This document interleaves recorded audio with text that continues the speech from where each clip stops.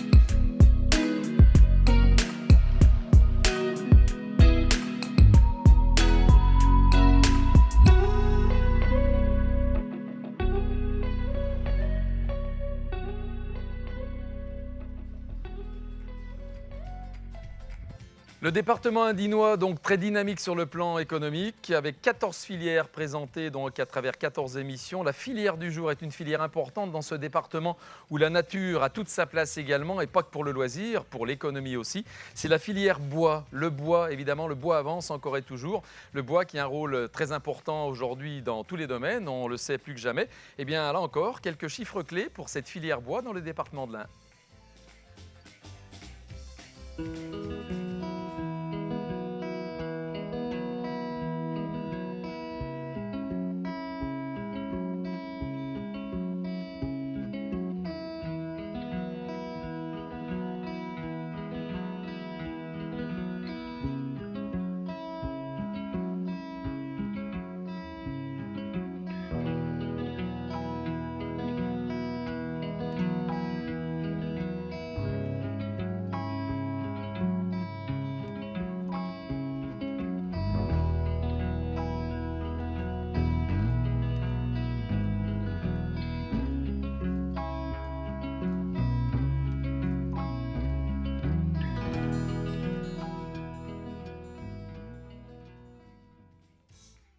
Il y a donc beaucoup de centres de formation, d'écoles, mais aussi d'entreprises et donc d'emplois à la clé pour les jeunes femmes et les jeunes hommes qui souhaitent rejoindre cette filière bois. Juste avant de retrouver le témoignage de 3 jeunes en formation, puis un professionnel, directeur d'établissement qui nous présentera la filière dans sa globalité, je vous propose de regarder quelles sont les 2 voies principales qui vous permettent de vous orienter après la 3e vers l'un des métiers et pourquoi pas un métier du bois justement.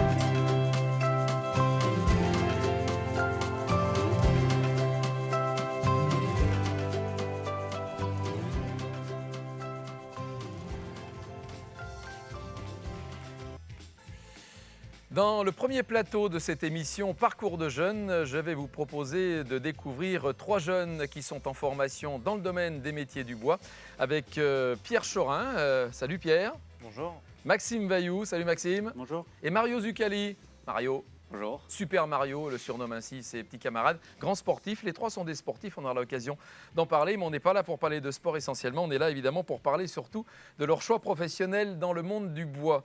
Alors on va commencer avec Pierre Chorin, donc en première année de bac pro technicien de scierie, c'est bien ça? C'est ça. Alors parle-moi un petit peu de ce choix tout d'abord. Bon, je crois que tu as bientôt 17 ans, tu es entre 16 et 17, c'est C'est ça? ça. D'accord. Alors pourquoi tu t'es dirigé vers le bois, puis après on verra où tu fais ta formation et où tu bosses aussi. Donc moi j'habite à Marles, une petite commune à côté de Saint-Étienne. Et donc depuis tout petit, on peut dire que je suis né dans le bois, puisque mon père a une scierie, donc la scierie Chorin à Marles, une scierie familiale. Et donc voilà, donc moi je suis la troisième génération avec mon frère. Et donc j'ai pour but de reprendre la scierie avec mon frère et mes deux cousins qui sont déjà dans la scierie. Et donc je suis venu à l'école technique du bois à Cormarange, puisque c'était pour moi la meilleure école et l'école la plus proche de chez moi pour apprendre ce beau métier. Alors tu es tombé dans le berceau en bois tout petit, C'est dans le ça. chaudron magique, pas d'Obélix, mais effectivement du bois. C'était une vocation prise dans tes chromosomes finalement, quoi. C'était presque logique, J'ai hein. ça dans le sang, ouais, c'est ça. Qu'est-ce qui te plaît alors, hormis le côté familial et transmission comme ça? Je trouve que c'est un joli métier parce qu'on travaille le bois, c'est une très belle matière. Dans notre région, on est entouré de ça, donc il faut bien la travailler, l'exploiter. Et ouais, c'est un métier très intéressant et ça me plaît, c'est ça. Alors ça, c'est ce qu'on appelle la première transformation à la scierie, hein. Ouais. C'est-à-dire qu'en fait, tu travailles une matière brute. Bon, tu as la sylviculture, tu as le monde de la forêt, on en reparlera tout à l'heure avec Pierre Roux, qui nous présentera la filière dans sa globalité. Mais donc, toi, c'est ce qu'on appelle la première transformation. Tu reçois un tronc d'arbre et tu le débites en tranches, c'est un peu ça. C'est ça. Donc on reçoit les grumiers, nous apportent les lots de grumes achetés auparavant. Et ensuite on les débite donc en planches, en chevrons, en charpente, en tous les produits qui sont nécessaires pour la construction de bois. Alors, quel Ce type sont de bois? Les bois de la région essentiellement quand même, non? Donc dans la région, c'est principalement du sapin, du pin, l'épicéa, du douglas, donc principalement du résineux. Ça nous arrive de faire un peu de scie, un peu de feuillus, mais c'est principalement du résineux. D'accord. Alors parle-moi un peu de ta formation, donc ce bac pro technicien de scierie. Alors bon, toi, tu es né dedans, hein, donc tu connais effectivement toutes les techniques depuis longtemps. On en parlera d'ailleurs de l'évolution des techniques. Ça a bien bougé aussi, hein, entre les scieurs d'autrefois Oui, c'est et les sûr. scieries d'aujourd'hui. C'est piloté par informatique. Enfin non, c'est devenu très très sophistiqué aujourd'hui, non? Oui, c'est sûr. Donc moi, je suis donc en première bac pro technicien de scierie. Donc je suis arrivé l'année dernière en seconde. Et donc la formation, elle propose donc de la pratique et de la théorie. Donc on est 2 tiers du temps en atelier et 1 tiers de temps en enseignements généraux et puis aussi de l'enseignement technique de la série. Et donc oui, donc comme vous disiez, il y a beaucoup de... C'est plus comme avant avec la scie à la main, on a beaucoup de machines automatisées. Donc c'est pour ça qu'il faut des formations parce on n'arrive pas sur des machines comme ça et à gérer comme un pro. Donc il faut avoir des formations. Donc là j'ai une formation en 3 ans avec un bac à la fin de l'année, dont l'année de seconde et l'année de première on est tout le temps à l'école, donc en formation continue. Et l'année de terminale se fait en apprentissage. Est-ce que tu as trouvé une entreprise pour t'accueillir quand tu seras en apprentissage? Oui, La mais maison, non, Chorin. Ah, c'est pas vrai. on a changé ouais, Ah d'accord. pour aller voir, essayer d'aller voir autre chose un peu. Et tu as trouvé une entreprise déjà, c'est bon? Oui, oui, près de chez moi aussi, donc, histoire de voir d'autres machines, de ne pas être tout le temps dans la même routine, essayer de voir autre chose. Puis éviter de se disputer avec le père, les frangins, les cousins, Ouais, c'est c'est pas ça. mal non plus, hein. Bon, enfin, c'est peut-être pas tout à fait ça. Alors en tout cas, c'est une belle expérience que tu mènes pour devenir professionnel. Donc l'avenir, on l'a compris, toi, c'est rentrer dans la société. Est-ce qu'après le bac pro, tu vas continuer avec une autre formation ou est-ce que tu dis je rentre dans la boutique cette fois-là? Je vais essayer de continuer un peu, ouais. Donc l'école technique du bois propose une nouvelle formation depuis cette année. Elle a été inaugurée cette année, donc c'est une formation de maintenance. Parce qu'on a remarqué que de plus en plus, donc les scieries des jeunes arrivent, il y a des scieurs, on arrive à en trouver, mais ce qu'il y a de plus recherché, c'est la maintenance, donc la mécanique. Parce que sur des machines, avec des énormes machines qu'on a maintenant, il peut y arriver d'avoir des pannes. Et c'est pas fil bleu, fil rouge, c'est bien plus compliqué. Donc c'est pour ça l'école technique du bois a mis en place cette formation en 1 an. C'est une formation complémentaire. Et donc je pense la faire d'ici donc l'année prochaine, je serai en terminale. Donc dans 2 ans, je ferai cette formation et peut-être un peu continuer dans la mécanique. Est-ce qu'il y a des filles dans ces métiers du bois et de la scierie en particulier? Bien sûr, elles sont accueillies à l'école technique du bois. Il n'y a pas de, pas qu'un métier pour les garçons, hein. Ça peut être un peu d'apparence physique, mais pas du tout. Les filles sont acceptées dans ce métier, on en voit de plus en plus d'ailleurs. Donc voilà, Alors, tu es un sportif, hein, évidemment, tu habites pas très loin de Saint-Étienne, donc toi, tu es ce qu'on appelle un pousse-caillou, hein, tu es un footballeur, c'est ça? c'est ça. Hein, ouais. Depuis combien de temps? Depuis l'âge de 6 ans, je fais du foot. Et donc on essaie de jamais arrêter, il faut bien s'entretenir un peu. Voilà, mais ça se voit, effectivement, voilà, solide gaillard. Tu joues à quel poste? Défenseur. Il me semblait aussi. Ça doit. Bon, enfin bref, voilà, c'est bien. Merci beaucoup, Pierre, qu'on peut applaudir très fort, même si on n'est pas très nombreux dans ce studio. Merci. L'imitation de public, forcément. Maxime Vailloux, salut Maxime. Bonjour. Alors toi, c'est pas la balle ronde, c'est la balle ovale hein, qui t'a animé longtemps. Plutôt ovale. Après, Voilà. j'ai fait 2 années de foot quand même, mais j'ai préféré l'ovalie. D'accord. Maxime Vailloux, donc deuxième année de BTS, système constructif bois et habitat. Une fois qu'on a dit ça, on peut respirer. Alors à la MFR de Cormaranche et puis en même temps, donc je suppose en entreprise. C'est ça, je suis en alternance à la scierie du Créa, Maya. C'est une grande et belle maison qu'on connaît bien aussi dans le territoire. Oui, effectivement. Et en fait, moi, j'ai eu un parcours un peu particulier. Au départ, j'étais dans l'agroalimentaire. Et puis, j'ai eu un problème de santé. Aujourd'hui, je suis en partie handicapé, donc il me fallait un emploi de bureau. Et donc, c'est Cyril Ducret qui m'a tendu la main pour travailler dans son bureau d'études. Et c'est ça qui m'a amené à faire un BTS SCBH. Donc au départ, c'était pas ton choix premier, c'était pas une vocation, c'était pas un héritage de famille comme pour Pierre. Toi, tu étais plutôt dans l'agroalimentaire au début. Oui, exactement, parce que du coup, comme Pierre, mes parents sont bouchers charcutiers, donc j'étais parti dans cette voie-là. Et du coup, comme c'était plus possible, c'est donc comme je disais, Cyril Ducret qui m'a tendu la main. Et donc au départ, je me suis dit pourquoi pas. Donc j'ai commencé ma formation et ça m'a bien plu. Et aujourd'hui, je suis assez content de cette reconversion. Alors bon, il y a des tranches de viande en boucherie, il y a des tranches de bois dans tout ce qui touche à cette filière. Bon, finalement, là, tu changes de planche simplement.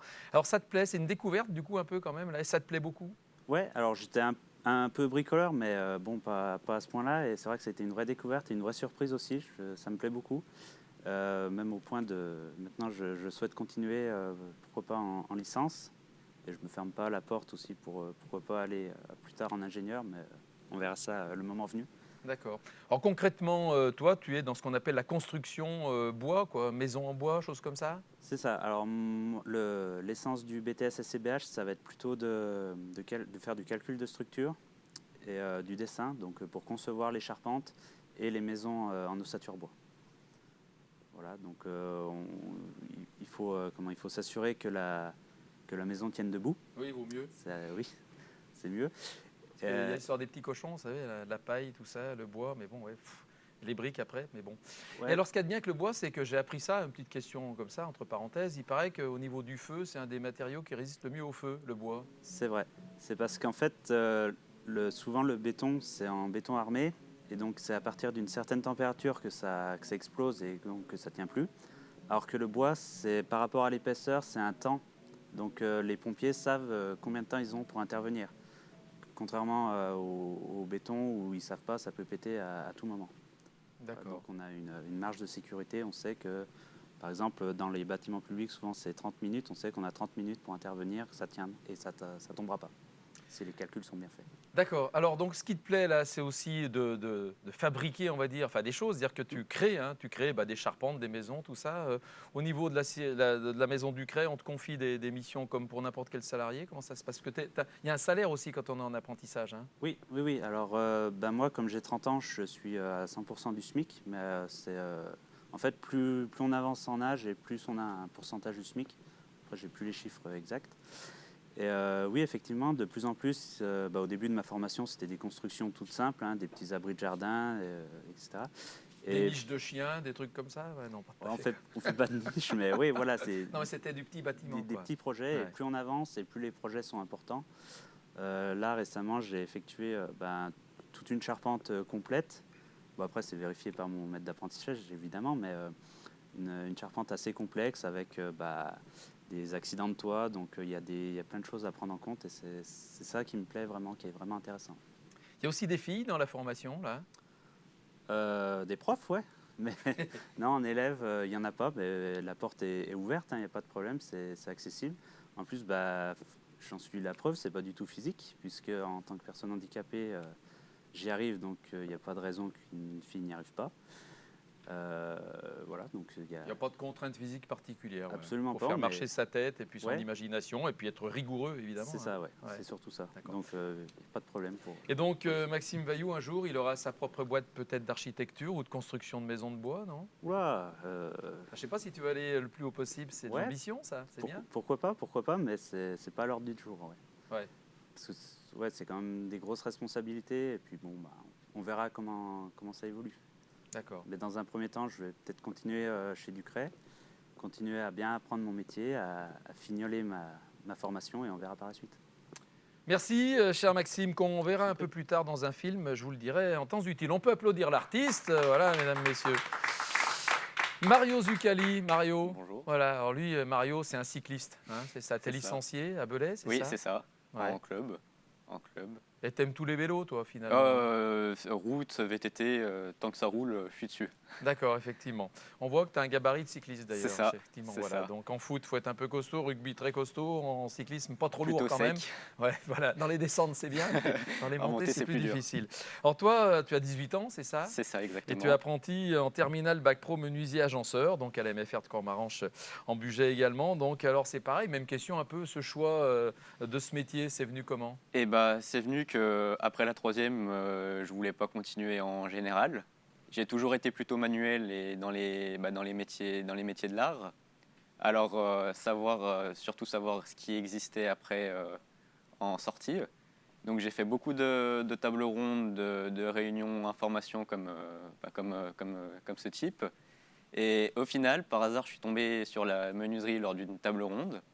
Je m'y suis bien intéressé. J'ai fait des stages pendant mes vacances scolaires pour voir si c'était vraiment ce qui me plaisait. Et finalement, je suis tombé amoureux du métier.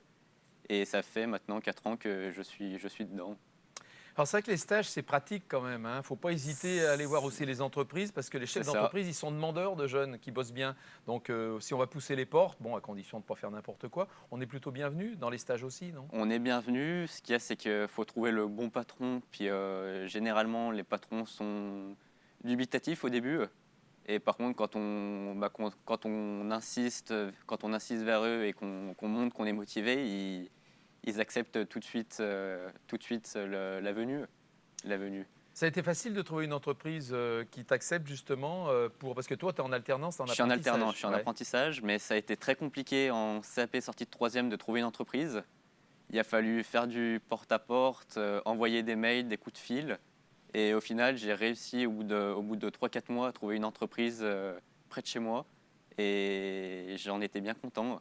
On peut les Puis, citer. Alors, il s'agit de... Et ben, c'est AMF Ébénisterie. Et au final, c'est la première entreprise où j'ai fait mon stage de troisième qui m'a accepté. Donc oui, très content. Et j'ai fait 2 ans là-bas pour mon CAP. D'accord, donc tu as un CAP déjà. J'ai Là, un CAP tu vas avoir effectivement donc, ton bac pro, logiquement, technique, ça se ouais. passe bien. Oui, hein, oui, ça, voilà. ça va bien se passer. J'ai pas prévu de le louper. Et entre deux sorties de vélo, qu'est-ce que tu vas faire comme formation après alors? Et bah, en septembre, je rentre chez les compagnons du devoir pour le Tour de France. J'ai déjà C'est trouvé pas celui qu'on fait à vélo, hein? On est Non, bien c'est pas d'accord. celui qu'on Ouais. fait à vélo, c'est celui qu'on fait en menuiserie. Ouais. Et bah, je commence en septembre. J'ai déjà trouvé une entreprise pour 1 an.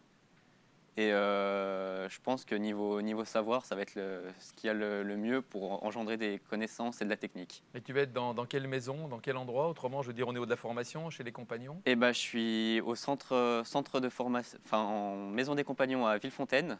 Et j'ai mon entreprise qui est un peu au-dessus de la Tour du Pin, à 1/4 d'heure de route. D'accord. Alors ça, c'est une vraie formation, je serais tenté de dire un peu à l'ancienne, hein, où tu C'est vas ça. peaufiner encore davantage tout ce que tu veux faire. Et la finalité, c'est quoi? C'est de t'installer un jour? Et bah, pour l'instant, j'ai pas prévu de m'installer. C'est surtout pour voyager un minimum et voir ce qui existe par là. Et oui, au bout d'un moment, me poser quelque part où j'aurais été pendant ma formation. Et soit être chef d'atelier, soit être patron, avoir encore les finalités. Alors pour ceux qui nous regardent, qui ne savent pas forcément ce que c'est quoi un menuisier agenceur en fait? On devine bien vaguement, mais c'est quoi? Vous faites quoi précisément les menuisiers agenceurs? Et bah, précisément, on va transformer le bois brut pour qu'il soit fini en dressing, en cuisine, en meubles ou ossature murale. Ou encore après des chantiers plus bizarres qu'on n'a pas l'habitude de voir. Du cas par cas un peu, enfin Ouais, sans c'est ça. jeu de mots, hein, parce qu'il y a une marque comme ça, mais je parle Vraiment pas de la marque. du Hein, voilà, cas par effectivement, cas, oui, puis, dossier par dossier, quoi. dossier par dossier, puis des trucs vraiment qui sortent de l'ordinaire, comme on a un contrat des croix d'enterrement pour les cimetières ou des supports de cercueil. Ah, c'est joyeux, ça. C'est joyeux, mais faut qu'il y en ait qui les fassent, Ouais. parce que il y en a quand même à fournir, et c'est à faire. D'accord. Bah, pourquoi pas, hein, faut s'adapter, comme on C'est dit. ça. Toi, j'en perds la voix de bonheur. Voilà. Et donc, autrement, t'es bien dans ta peau, ça se voit, pas de Ah, souci, mais hein. je m'éclate, je vois pas les journées passer. Ça fait 4 ans, bah, comme j'ai dit, je voulais pas aller en seconde, donc je trouvais les cours vraiment pénibles. Et là, ça te Et semble là, passer à la vitesse grand V. ça fait 4 ans que je vois pas le temps passer et que je m'éclate dans ma formation. D'accord. Et sinon, licencié cycliste, toujours alors, quelques courses au Toujours programme, quelques là courses, Ouais. signaleur aussi pour les courses et pendant les grands tours. Euh, Beaucoup de courses aussi, j'en ai fait quelques-unes à l'étranger. J'en ai fait quelques grands rassemblements aussi sportifs. Donc heureux. Voilà. Bien dans sa peau, bien dans ses pédales, bien sur sa selle, bien au boulot avec le bois et son métier de menuisier agenceur. Merci beaucoup Mario Zuccali, qu'on va applaudir de nouveau très fort aussi. Merci à vous. Parce qu'il le mérite bien. Voilà.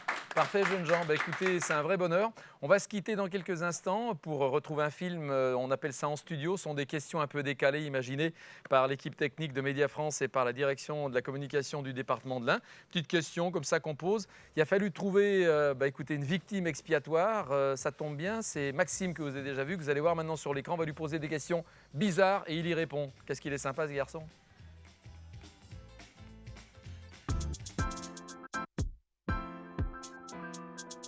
Je m'appelle Maxime, j'ai 30 ans, je suis en reconversion et je passe un BTS SCBH, Système Constructif Bois et Habitat. Je le passe à la MFR de Cormaran-Chambuget et je suis en alternance dans l'entreprise Ducret à Maya. C'est une formation assez scientifique. On fait beaucoup de maths, on fait ce qu'on appelle de la RDM, la résistance des matériaux, qui se rapproche un peu de la physique. C'est là qu'on va beaucoup étudier le comportement du bois au fil du temps. Par exemple, une poutre, comment elle va évoluer dans le temps, si elle va fléchir, si elle va rompre, si elle va reprendre tous les efforts qu'on lui impose. Ça va être la base du métier. Après, on va aussi apprendre à faire des assemblages pour que ça tienne encore mieux, par exemple en faisant des fermes de charpente, etc. Petit à petit, on me donne des dossiers à traiter, de plus en plus importants au fil du temps. Je dessine des charpentes complètes. Je fais aussi des ossatures bois pour les maisons tout en bois. Ça se développe beaucoup, donc on a de plus en plus de travail à faire là-dedans. Il faut que le bois puisse résister s'il y a un séisme, s'il y a du feu, en fonction de l'humidité, etc. Il ne va pas réagir de la même manière. Et c'est à nous d'anticiper tout ça pour que ça tienne le plus longtemps possible. Le fait que ce soit très varié, on ne fait jamais 2 fois la même chose. Puis aussi, je trouve que travailler le bois, c'est travailler une matière assez noble. On peut décliner le bois en beaucoup de choses, donc ça peut être du bois de structure. Avec les chutes, on va faire des isolants. Enfin, c'est très ouvert, on va faire beaucoup de choses. D'un point de vue écologique, c'est quand même vachement mieux que du béton, que du ciment, que du goudron. Ce qui me plaît, c'est que malgré le fait d'être en bureau, on reste quand même dans des projets concrets. L'avantage aussi, c'est qu'on peut voir ce qu'on réalise. Moi, je fais des dessins sur un logiciel et quelques temps après, quand c'est réalisé, je peux aller voir ce que j'ai réalisé, ce que j'ai créé, et donc c'est quand même super intéressant. Alors ça se passe assez bien parce que là où je suis, moi, il n'y a que des jeunes, on s'entend tous bien. Tout le monde apporte sa pierre à l'édifice en me conseillant, en me donnant des idées. Un des avantages de l'alternance, c'est qu'on sait tout de suite si on est fait pour ce métier ou pas. Si on n'est pas fait pour ce métier, on va vite s'enlacer. Alors qu'au contraire, si on est fait pour, clairement, ça va être que du bonus, que du bonheur. On peut appliquer en même temps qu'on apprend, donc c'est vachement plus ludique, on va dire. C'est beaucoup plus intéressant. On a déjà un savoir-faire qui est déjà acquis, et donc c'est beaucoup plus intéressant après pour se faire embaucher. Un autre avantage, c'est qu'on est payé.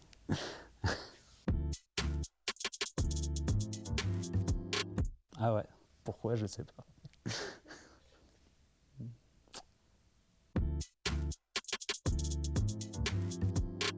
Plutôt mail, ça laisse le temps de penser quoi répondre.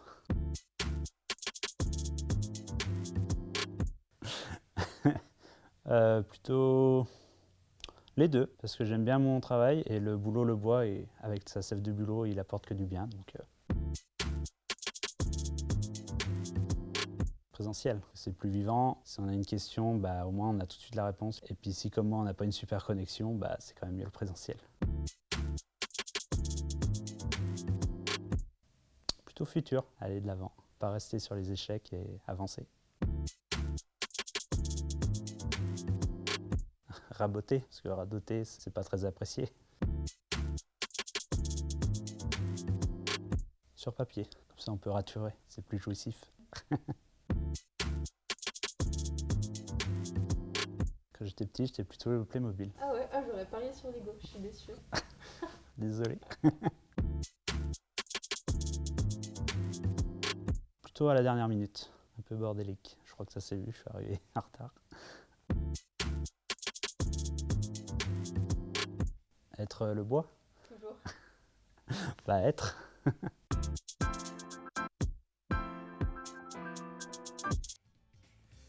Voilà, Maxime, donc dans savoir-être, capable de répondre à des questions un peu bêtes, non pas bêtes, mais décalées. En tout cas, c'est bien sympa. Bravo et merci à lui.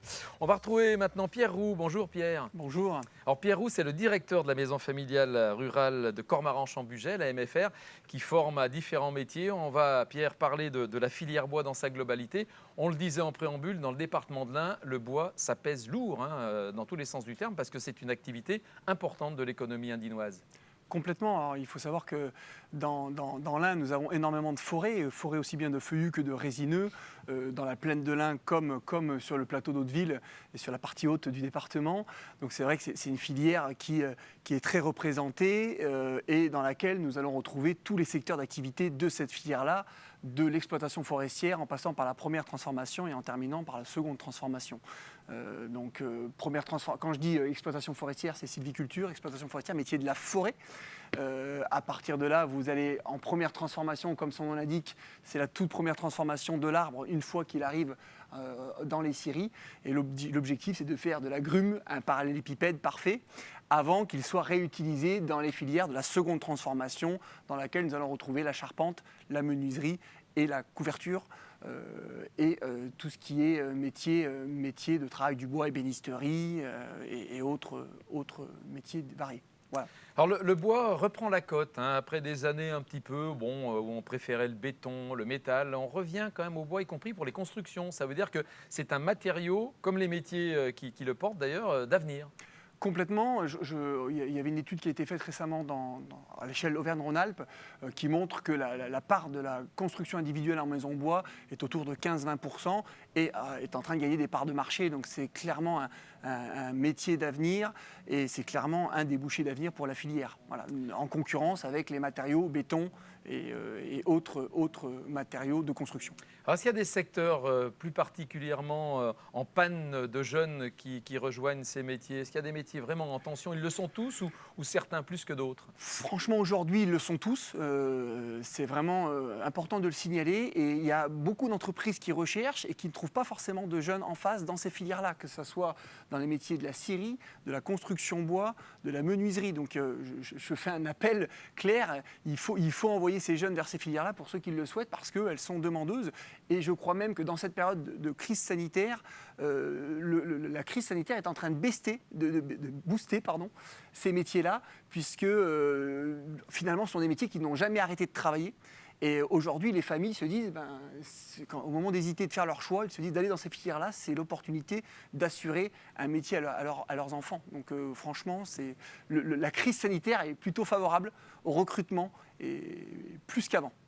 Et même quand on est attaché à son territoire, la chance qu'on a dans ce département de l'Ain, c'est qu'on a les organismes de formation, lycées, centres de formation, maisons familiales, etc.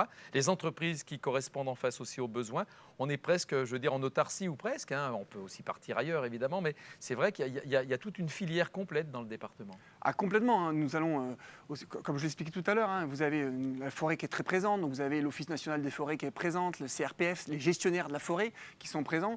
Vous avez tout ce qui est exploitants forestiers, ceux qui vont abattre les arbres en forêt pour les replanter ensuite, et les acheminer en Syrie. Donc, si on parle du pôle bois de Cormaran-Chambugé, puisque je le connais bien pour être responsable d'établissement sur site, on a toute la filière qui est représentée, avec l'exploitation forestière, l'école technique du bois qui va jouer le rôle de scierie et qui va transformer le bois de l'agrume jusqu'à la planche. Et vous avez ensuite la MFR de Cormaran-Chambugé qui façonne les bois pour tout ce qui est métier de la seconde transformation. Donc clairement, c'est très représenté, et il y a énormément de scieries aussi dans l'Ain, qui sont des multinationales représentées dans le monde entier, la scierie Ducré pour ne pas la citer, ou encore la scierie Monet-Sèvres. Donc voilà, c'est vraiment un département fort dans cette filière-là. Et c'est d'ailleurs ces scieries à l'époque qui ont été à l'initiative des besoins de formation et qui ont suscité la création de centres de formation spécifiques à la filière.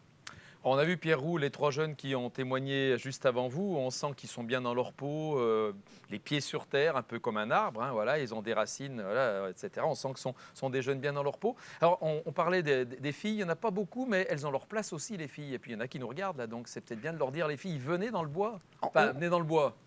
Venez dans le bois. Pas pour trouver le grand méchant loup, ou être le petit chaperon rouge, mais venez dans les métiers du bois.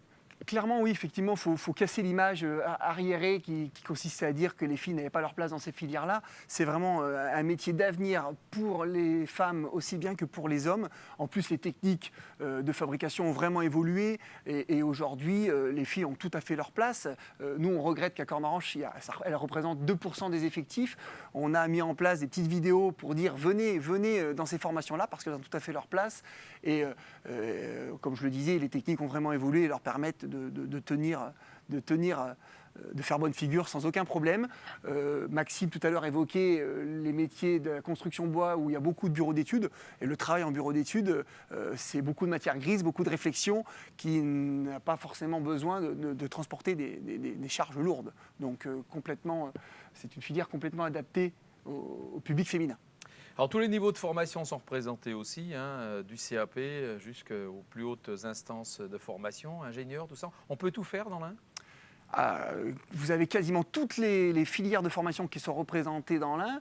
Donc vous avez, on parlait donc l'exploitation forestière, donc l'Office national des forêts. Vous avez des formations en forestière qui ont lieu sur le pôle bois de Cormaran-Chambugé. C'est la formation BPA forestier en partenariat avec Fibois de l'Ain et puis le CFPPA de la Motte-Servolex. À la suite de ça, vous pouvez enchaîner sur une formation de scieur pour être conducteur de scierie ou technicien de scierie, comme l'expliquait tout à l'heure Pierre. Et puis, vous pouvez enchaîner en remontant vers l'aval de la filière, vers les métiers de la seconde transformation, pour être charpentier, menuisier et couvreur aussi. La couverture faisant partie venant ponctuer la fin de la fabrication d'une maison. Voilà, mais donc du coup, toutes les filières sont bien représentées. Il y a plusieurs établissements dans l'Ain, aussi bien sur Bourg-en-Bresse que sur le plateau d'Hauteville, ou à Amberieu-en-Bugey aussi, où on retrouve des établissements sur la construction bois et la menuiserie. D'accord. En tout cas, Pierre, on a bien compris qu'à chaque formation sont débouchés. Tous ceux qui sortent avec un diplôme dans le bois, ils sont sûrs d'avoir un boulot. J'ai envie de dire, hormis ceux qui se réorientent parce qu'au final, ils constatent que ce n'est pas la filière qui leur correspond, c'est 100% d'insertion professionnelle à la sortie. D'autant plus qu'il y a beaucoup de filières en apprentissage. Et si les jeunes donnent satisfaction, ce qui est le cas dans les entreprises pendant leur cycle d'apprentissage, il n'y a aucune raison qu'ils ne soient pas recrutés derrière. Alors, il y a bien sûr les opérations portes ouvertes dans tous les établissements pour présenter ces métiers-là, etc. Parce que c'est bien aussi de pousser les portes des entreprises, mais aussi des centres de formation ou des lycées pour découvrir ces métiers. Complètement, il y a beaucoup, en plus l'Ain est très dynamique sur tout ce qui est ces journées portes ouvertes là. Bon, aujourd'hui la formule AFOR qui était un salon jusqu'à présent n'a pas pu se faire comme ça par rapport au contexte sanitaire, mais vous avez information, orientation chaque année. Généralement, il y a 2 ou 3 journées portes ouvertes par établissement. Ne serait-ce que sur le plateau d'Hauteville, nous avons effectivement 3 journées portes ouvertes en janvier, en mars et en mai pour accueillir les familles. Et cette année, d'autant plus, elles ont été nécessaires aussi en distanciel pour pouvoir assurer un recrutement de qualité et continuer de renseigner malgré un contexte qui ne s'y prêtait pas forcément. Voilà, donc Pierre-Roux, en gros, vous êtes un directeur heureux, quoi. Faut le dire. Ah, c'est heureux et comblé. Et puis voilà, je suis pas arrivé sur le plateau du budget par hasard, puisque je suis ingénieur bois de formation. Et il faut être passionné pour être dans ces filières-là. Donc voilà, je crois qu'il y a un vrai challenge dans l'Ain et sur l'ensemble de la filière. Et au passage, on va saluer votre prédécesseur Régis Dussuyer, voilà, très impliqué dans la filière bois, qui est un retraité actif qui continue à aimer le bois. Merci beaucoup, Pierre Roux. Merci à vous pour votre accueil. Voilà, dans quelques instants, donc, nous allons retrouver, comme de coutume, le représentant du CIO, en l'occurrence Thierry Erdevine, directeur du CIO d'Oyonnax, qui va répondre à quelques questions posées en préambule par des jeunes collégiens et collégiennes de notre département. Mon cher Thierry, bienvenue à bord, bonjour et merci d'être avec nous. Voilà, donc 3 questions posées par des collégiens et collégiennes du département qui vont apparaître sur notre écran et que vous allez pouvoir détailler et auxquelles vous allez pouvoir répondre dans quelques instants. On y va pour la première question. Quelle formation suivre pour fabriquer des maisons en construction bois? C'est Karim, élève de 3e, qui pose cette question à laquelle on a commencé un peu à répondre, mais pas complètement. Alors, donc, pour un élève après la 3e qui souhaiterait se former dans ce métier-là, il existe 2 formations, un CAP constructeur bois en 2 ans et un bac professionnel en 3 ans de technicien constructeur bois. Donc ces 2 formations, on peut les faire au lycée professionnel Alexandre Bérard à Ambérieu. Et si on le souhaite, après le bac pro, on peut même poursuivre sur un BTS système constructif bois et habitat en apprentissage en 2 ans à la MFR de Comaranche en Bugey. Donc on a donc toute une filière de formation jusqu'à bac plus 2 dans ce domaine-là. Donc si on souhaite se former, on peut, en fonction de son projet, se former en 2 ans, en 3 ans, voire en 4-5 ans si on va jusqu'au BTS. Voilà, puis après on reste pour une formation toute sa vie évidemment quand on rentre dans une entreprise, et on le disait à l'instant, donc en plus les entreprises sont demandeuses. Voilà, deuxième question d'un collégien-collégienne, un collégien Léo, élève de 4e, y a-t-il des écoles près d'Oyonnax pour être charpentier? Eh bien voilà une bonne question. Eh ben, ça tombe bien pour Léo, parce que près d'Oyonnax, donc dans l'Ain, à Comaranche en Bugey, la MFR de Comaranche propose des formations et on peut se former en 2 ans à un CAP de charpentier par apprentissage. On peut ensuite continuer par le brevet professionnel de charpentier, toujours par apprentissage. Alors, le brevet professionnel, c'est l'équivalent d'un bac pro. Et on peut éventuellement, si on veut compléter sa formation, on peut même faire le CAP en 1 an par apprentissage de couvreur. Donc, pour Léo, il pourra facilement se former près de chez lui dans ce domaine-là s'il le souhaite. Eh bien voilà une bonne réponse qui doit lui faire plaisir. 3e et dernière question, parmi celles qui ont été posées par les collégiens et collégiennes. Steve, élève de 3e, voudrait connaître le salaire d'un ébéniste. Question peut-être pas évidente, Alors, mais bon. On va essayer de donner un petit peu des éléments. Un ordre d'idée. Voilà. Donc, pour un salarié débutant, on peut envisager une fourchette qui démarre au SMIC et donc une fourchette en net de 1 200 1 400 euros net. Pour un salarié plus expérimenté, avec donc quelques années d'expérience, un salaire moyen, on peut envisager 2 100 euros net. Mais il faut savoir quand même que dans ce secteur-là, il y a beaucoup d'entreprises artisanales, donc beaucoup de gens qui sont à leur compte. Et donc, un artisan ébéniste, on peut être sur des salaires qui vont de 1 500 à 3 000 euros net. Mais là, c'est parce qu'on est à son compte. Donc, voilà à peu près pour donner une indication de salaire pour pouvoir se projeter dans ce métier-là. Très bien Thierry, en tout cas on rappelle que les CIO, le vôtre à Oyonnax, mais tous les autres CIO dans l'Ain, sont à la disposition des collégiens, collégiennes et des parents pour donner des renseignements sur toutes les filières, les 14 filières qui recrutent à travers information et orientation, mais aussi toutes les autres filières qui ne sont pas forcément représentées dans cette opération. Merci beaucoup en tout cas d'avoir été clair, concis, précis. C'est le moins qu'on pouvait attendre de quelqu'un qui se passionne pour sa profession. C'est intéressant d'orienter les jeunes vers un futur métier passionnant. Et c'est ainsi que nous nous allons nous quitter, donc en vous donnant rendez-vous pour une prochaine émission. Je vous dis pas laquelle, ça vous obligera à les regarder toutes. Merci beaucoup à toute l'équipe technique, merci à la direction de la com, Marie Deronia, qui était avec nous. Et puis, on vous dit à très vite.